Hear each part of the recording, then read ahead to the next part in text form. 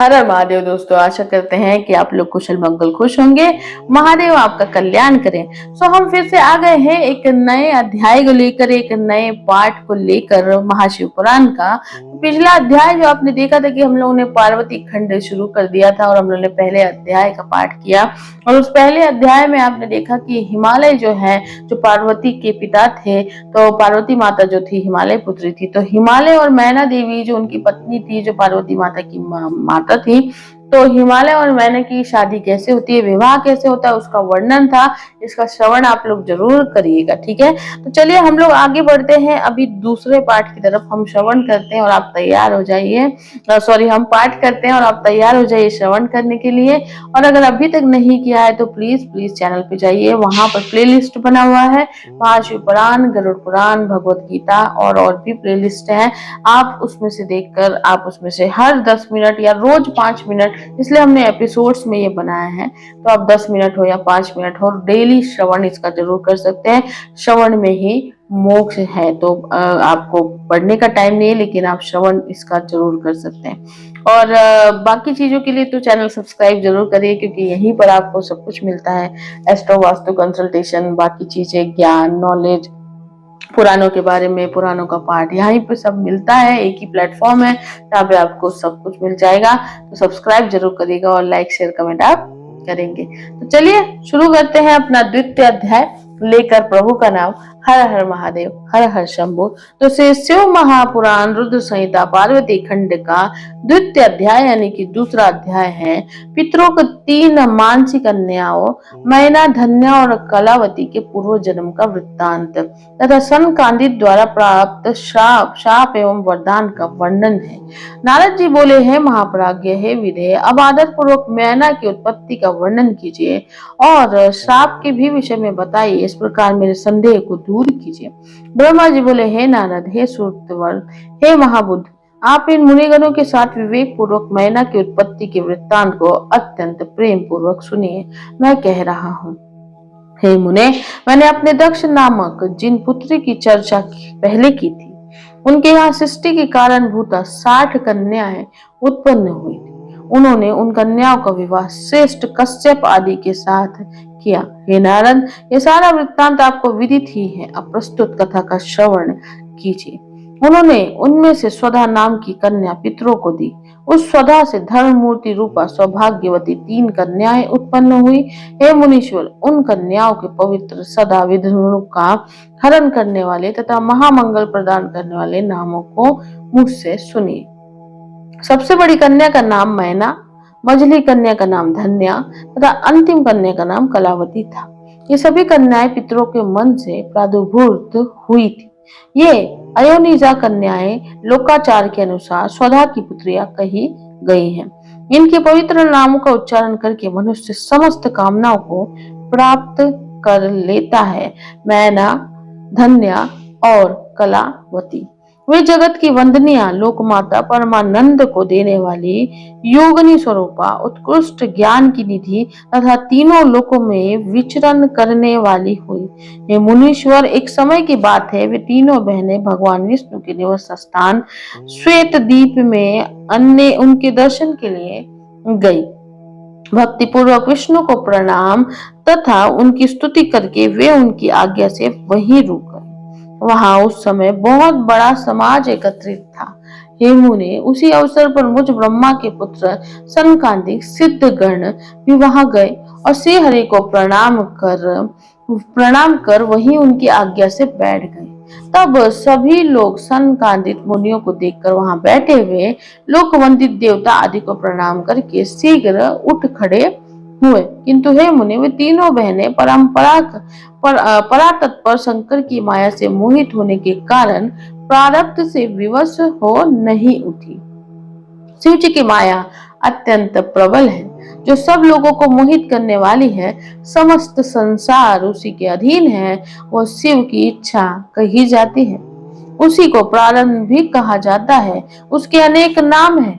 वो शिव की इच्छा से ही प्रवृत्त होती है, इसमें संदेह नहीं है। उसी शिव माया के अधीन होकर उन कन्याओं ने सनक आदि को प्रणाम नहीं किया। वे केवल उन्हें देखकर विस्मित हो बैठे रह गए। ज्ञानी होते हुए भी सनकादिक मुनीश्वर ने उनके उस प्रकार के व्यवहार को देखकर अत्यधिक असहनीय क्रोध किया। तब शिव जी की इच्छा से मोहित हुए योगीश्वर संत कुमार क्रोधित होकर दंडित करने वाला शाप देते हुए उनसे कहने लगे। सनत कुमार बोले, तुम तीनों बहनें पितरों की कन्या हो, तथापि मूर्ख, सद ज्ञान से रहित और वेद तत्व के ज्ञान से शून्य हो। अभिमान में भरी हुई तुम लोगों ने ना तो हमारा अभ्युत्थान किया और ना ही अभिवादन किया। तुम लोग नर भाव से मोहित हो गई हो, अतः इस स्वर्ग से दूर चली जाओ, और अज्ञान से मोहित होने के कारण तुम तीनों ही मनुष्यों की स्त्रियां बनो।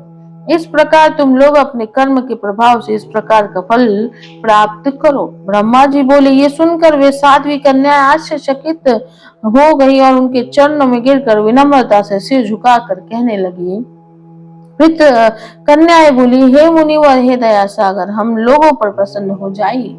हम लोगों ने मूढ़ होने के कारण आपको श्रद्धा से प्रणाम नहीं किया।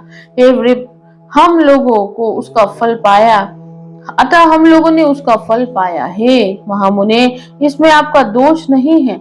आप हम लोगों पर दया कीजिए, जिससे हम लोगों को पुनः स्वर्गलोक की प्राप्ति हो।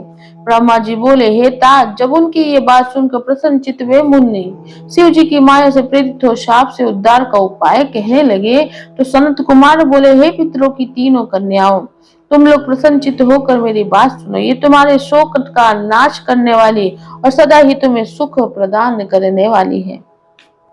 तुम में से जो श्रेष्ठ है यानी ज्येष्ठ है, वह विष्णु के अंशभूत हिमालय गिरी की पत्नी होगी और पार्वती उसकी पुत्री होगी। योगिनी स्वरूपा धन्या नामक दूसरी कन्या राजा जनक की पत्नी होगी। उसकी कन्या महालक्ष्मी होगी, जिनका नाम सीता होगा। सबसे छोटी कन्या कलावती वैश्य विश्वभान की पत्नी होगी, जिसकी पुत्री के रूप में द्वापर के अंत में राजा धाजी प्रकट होंगे। योगिनी मेनका पार्वती के वरदान से अपने पति के साथ उसी शरीर से परम पद कैलाश को जाएगी, तथा ये धन्या जनक वंश में उत्पन्न जीवन मुक्त तथा महायोगी शीर्षध्वज को प्रति रूप में प्राप्त कर सीता को जन्म देगी तथा वैकुंठ धाम को जाएगी। विश्वभान के साथ विवाह होने के कारण जीवन मुक्त कलावती भी अपनी कन्या के साथ गोलोक जाएगी, इसमें संशय नहीं है। इस संसार में बिना विपत्ति के किसी को कहाँ महत्व प्राप्त होता है। उत्तम कर्म करने वालों के दुख दूर हो जाने पर उन्हें दुर्लभ सुख प्राप्त होता है। तुम लोगों पितरों की कन्याएं हो और स्वर्ग में विलास करने वाली हो। अब विष्णु का दर्शन हो जाने से तुम लोगों के कर्म का क्षय हो गया है। ये कहकर क्रोध रहित हुए मुनीश्वर ज्ञान भोग तथा मोक्ष प्रदान करने वाले शिव जी का स्मरण करके पुनः कहा, हे प्रीत कन्याओं, तुम लोग प्रीतिपूर्वक मेरी दूसरी बात भी सुनो, जो अत्यंत सुखदायक है। शिव जी में भक्ति रखने वाली तुम लोग सदा धन्य, मान्य और बार बार पूजनीय होगे। मैना की कन्या जगदम्बिका पार्वती देवी परम कठोर तप कर शिव जी की पत्नी होंगी।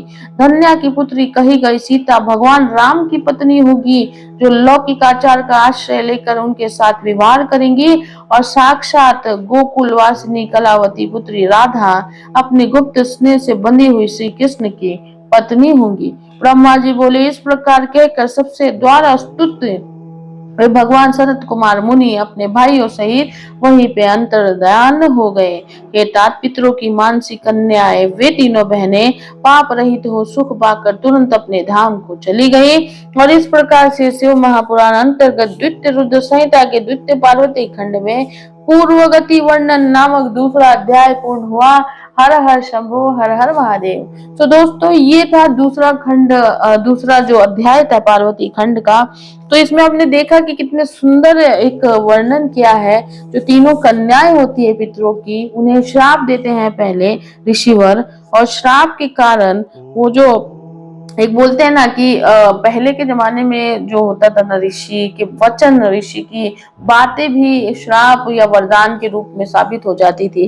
तो वैसे ही जब ये तीनों कन्याएं होती हैं, और ये तीनों कन्या जो मैना होती हैं, जो पार्वती की माता बनती हैं, आगे चल के हिमालय की पत्नी बनती हैं, उनका जन्म कैसे हुआ और उन्हें क्या श्राप मिला था जिसकी वजह से उन्होंने इंसानी देह में, क्योंकि ये तो पितरों की कन्याएं थी और वो स्वर्ग में ही रहती थी, लेकिन ये जो मेनका थी, इन्हें क्या श्राप मिला और श्राप की वजह से, ऋषि के श्राप की वजह से उन्हें धरती पर जन्म लेना पड़ा इंसानी रूप में। उनकी और 2 बहनें थी और ये तीनों, जो बहुत ही सुंदर बात ये बोली कि ये जो तीनों बहनें थी, ये तीनों का पूजनीय हैं और इनकी जो पूजा करते हैं, इनको जो ध्यान करते हैं, उन्हें अच्छी समृद्धि वगैरह मिलती है। तो ये योगिनी कहा जाता है इन्हें।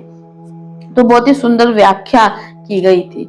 तो ये हम लोग ने अब समझ लिया कि जो हिमालय पुत्र थे उनका अस्तित्व समझ लिया, और जो पार्वती माता थी, उनकी जो माँ है मैना देवी, उनके बारे में भी अभी हमने जान लिया। अब हम लोग देखेंगे तृतीय अध्याय में, यानी कि 3rd अध्याय में, कि क्या है आगे हम बढ़ेंगे। और तब तक आप इस पाठ का श्रवण जरूर करिएगा, क्योंकि श्रवण और पाठ में ही मोक्ष का रास्ता है। और अगर आप किसी चीज से परेशान हैं अभी, और अभी आपको लगता है कि कुछ चीजें स्टक हो गई है, तो वो विधि का विधान है। तो इसीलिए टेंशन ना ले, इस मार्ग पे चलकर आपको मिलेगा, आप खुद से मिलोगे। अध्यात्म जो होता है ना, अध्यात्म का मतलब ही यही होता है। मोक्ष और अध्यात्म बार बार शब्दों में, पुराणों में इसलिए आता है क्योंकि जब आप अध्यात्म के मार्ग पर होते हो तब आप खुद से मिलते हो। जब आप खुद से मिलते हो तो आप शिव तत्व से मिलते हो, और जब आप शिव तत्व से मिलते हो तो आप साक्षात शिव से मिलते हो। तो ये बहुत सुंदर व्याख्या थी। आई होप आपको पसंद आया होगा। श्रवण जरूर करिएगा और चैनल को सब्सक्राइब भी जरूर करिएगा, क्योंकि ऑल इन वन सारा स्टफ आपको यहाँ पे मिलता है। और किसी भी प्रकार की कंसल्टेशन के लिए, किसी भी प्रकार की बात के लिए आप हमसे कांटेक्ट कर सकते हैं। चलिए, अपना बहुत बहुत ध्यान रखिए। हर हर महादेव। हम मिलेंगे आपको नेक्स्ट एपिसोड के नेक्स्ट अध्याय में। हर हर महादेव।